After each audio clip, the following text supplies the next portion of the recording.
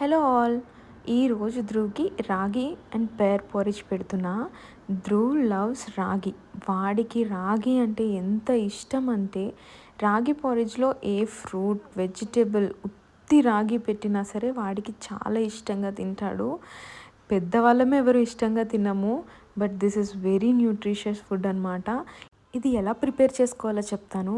First అయితే Perni peel చేసుకొని పీసెస్గా కట్ చేసుకొని స్టీమ్ చేసుకోవాలి. నెక్స్ట్ ఒక ప్యాన్లో రాగి ఫ్లోర్ వేసుకొని కొంచెం ఫ్రై అయిన తర్వాత వాటర్ వేసుకుంటూ మనం స్టిర్ చేయాలి, లేదంటే లమ్స్ ఫామ్ అయిపోతాయి. లమ్స్ లేకుండా కంటిన్యూస్గా స్టిర్ చేసుకొని మంచిగా మనం కుక్ చేసుకోవాలి. రాగి కుక్ అయ్యేలోపు పేర్ని బాగా బ్లెండ్ చేసుకోవాలి.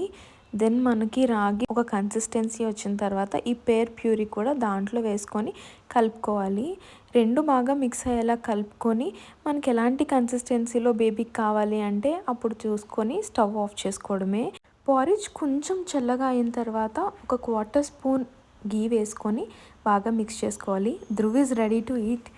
మీరే చూడండి, ఫస్ట్ స్పూన్కి ప్రతి ఫుడ్ పిల్లలు ఇలానే పెడతారు అనుకుంటా. ఎంత ఇష్టమైనదైనా వాళ్ళకి కొత్తగా ఉంటుందో ఏమో.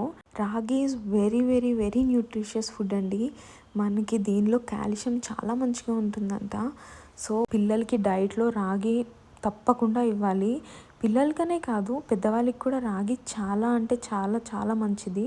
ఇన్ కేస్ రాగి ఎలోన్ వాళ్ళకి నచ్చట్లేదంటే దాంట్లో మనం ఏదో ఒక ఫ్రూట్ ఆర్ వెజిటేబుల్ కలిపి ఇవ్వండి.